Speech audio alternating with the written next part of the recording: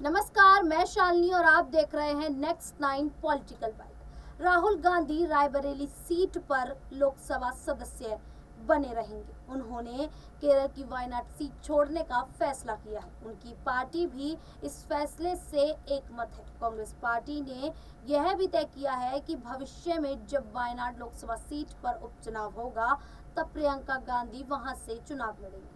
राहुल का ये फैसला कांग्रेस की दूरगामी रणनीति को स्पष्ट करता है। 2009 के बाद पहली बार कांग्रेस ने उत्तर प्रदेश में उत्साहजनक सफलता पाई है।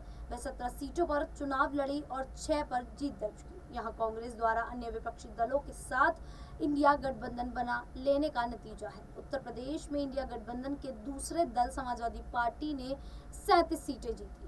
उसने 62 सीटों पर चुनाव लड़ा था। उत्तर प्रदेश की 80 लोकसभा सीटों में से एक मिर्जापुर से तृणमूल कांग्रेस का प्रत्याशी लड़ा था। उसकी हार भी बहुत कम वोटों से हुई। इंडिया ब्लॉक की इस सफलता से यह साफ हो गया कि उत्तर प्रदेश में बीजेपी का प्रभाव तेजी से कम हो रहा है।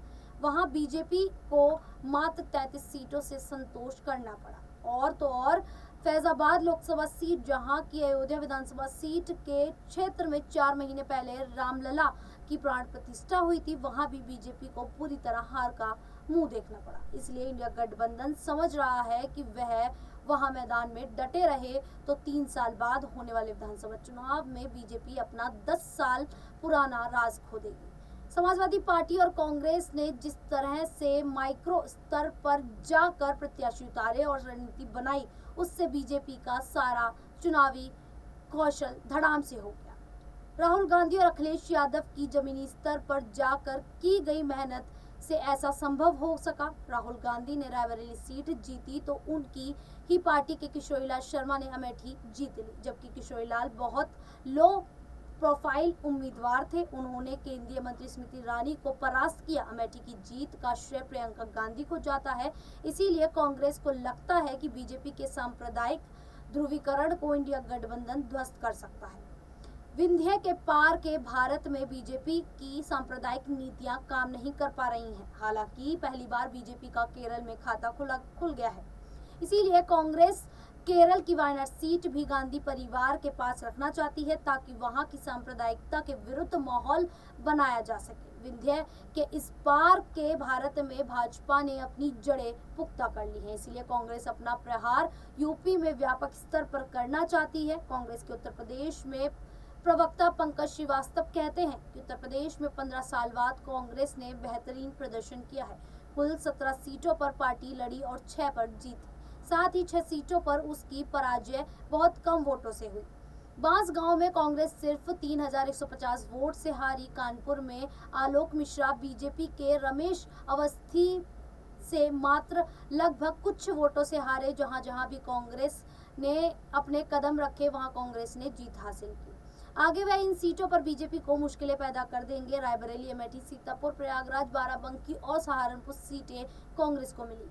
इनमें से 2019 के लोकसभा चुनाव में बीजेपी के पास सिर्फ रायबरेली सीट थी। कांग्रेस अपनी जीत से उत्साहित है और अब वह यह मानकर चलना चाहेगी कि कांग्रेस भविष्य में भाजपा को घेरने की पहले यूपी से ही करेगी। जाने माने राजनीति विश्लेषक सुनील शुक्ल बताते हैं कि हिंदी पट्टी में राहुल गांधी की सक्रियता बहुत जरूरी है। यहाँ बीजेपी लगातार बढ़त बनाए हुए है। उसे काउंटर करने के लिए राहुल गांधी अब यूपी, बिहार, मध्य प्रदेश, झारखंड, छत्तीसगढ़, राजस्थान और हरियाणा को निशाने पर लेंगे। उन्होंने सुदूर दक्षिण में बैलेंस करने के लिए प्रियंका गांधी को वहां लगाया है। उत्तर प्रदेश में जो जल्द ही विधानसभा की 10 सीटों पर उपचुनाव होने हैं, इसीलिए भी राहुल और अखिलेश अपना सारा फोकस फिलहाल उत्तर प्रदेश में रखेंगे। उत्तर प्रदेश की बीजेपी सरकार के लिए भी यह परीक्षा की घड़ी है। मुख्यमंत्री योगी आदित्यनाथ यदि इन सीटों को नहीं बचा पाते हैं तो 2027 में कुछ भी हो सकता है। हरियाणा और महाराष्ट्र में विधानसभा चुनाव भी होने हैं।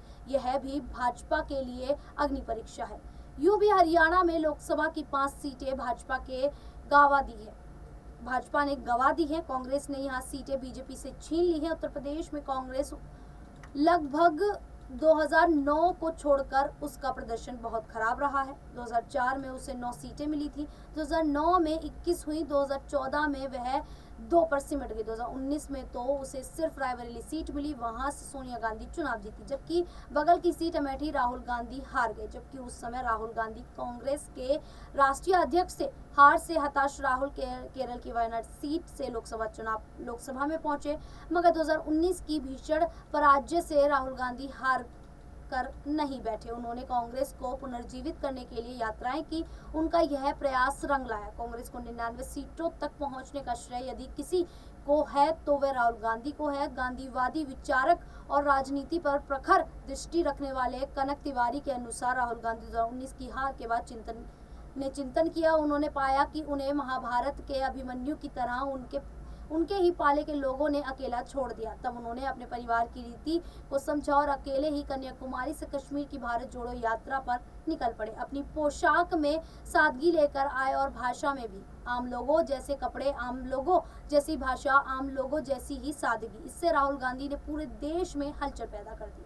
फिर उन्होंने खुद से झुककर चुनावी समझौते किए। उत्तर प्रदेश में समाजवादी पार्टी से, बिहार में राष्ट्रीय जनता दल से, पश्चिम बंगाल में तृणमूल से और तमिलनाडु में डीएमके से झुककर समझौते करने के पीछे उनकी रणनीति थी। राहुल को अच्छी तरह पता है कि इनमें से कोई भी दल व्यापक प्रभाव वाला नहीं है। उनका राष्ट्रीय शेयर न केवल बराबर है, उनके अपने अपने क्षेत्रों में कांग्रेस भले शून्य पर देश की 543 सीटों में से प्रत्येक सीट पर कांग्रेस के पास हजारों वोट हैं। बस कांग्रेस को क्षेत्रीय दलों की वोट चाहिए। नतीजा यह है कि आज कांग्रेस महाराष्ट्र और पंजाब में सर्वाधिक सीट संख्या पर खड़ी है। यह कांग्रेस की उल्लेखनीय सफलता है। सत्तारूढ़ बीजेपी के नेता और खुद प्रधानमंत्री नरेंद्र मोदी राहुल गांधी को बच्चा ही समझते रहे। जबकि इस बीच राहुल ने दूसरी भारत न्याय यात्रा की, जो मणिपुर से मुंबई तक की। राहुल ने लोगों को कांग्रेस को वोट करने को नहीं कहा, बल्कि उन्होंने गरीबी, बेरोजगारी पर चोट की,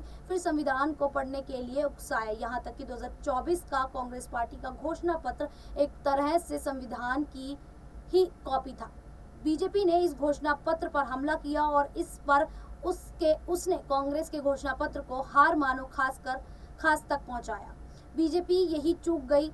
कांग्रेस के घोषणा पत्र पर हमला करना एक बड़ी भूल थी। अनजाने में बीजेपी संविधान पर हमला कर बैठी। प्रधानमंत्री के सलाहकार उन्हें सही बात समझा नहीं पाए और खुद प्रधानमंत्री राहुल गांधी, अखिलेश यादव, तेजस्वी या ममता की क्षमताओं का आकलन करने में भूल कर बैठे। इनमें से तेजस्वी सबसे कमजोर निकले। अखिलेश ने राहुल गांधी से समझौते का पूरा लाभ उठाया। पश्चिम बंगाल में यह लाभ ममता को मिला।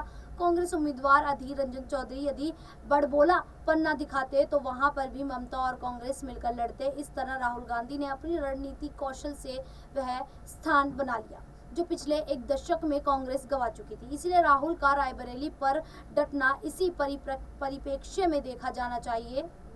संकेत यही है कि आने वाले दिनों में भाजपा को अपने कई प्रदेशों में छत्रपन बदलने पड़ेंगे तथा राजनीति में सांप्रदायिक ध्रुवीकरण से पीछे हटना पड़ेगा। उसे सीधे सीधे एक ऐसे अनुदारवादी दल की भूमिका में रहना होगा जो धर्म की राजनीति नहीं करेगा। जिस प्रकार से राहुल गांधी की ये तमाम रणनीतियों पर आज जिक्र किया गया, इसको लेकर आप लोगों की क्या राय है, क्या मानना है, हमें कमेंट करके जरूर बताइएगा। उसी प्रकार की देश दुनिया से जुड़ी खबरों के लिए देखते रहिए नेक्स्ट 9 पॉलिटिकल बाइट।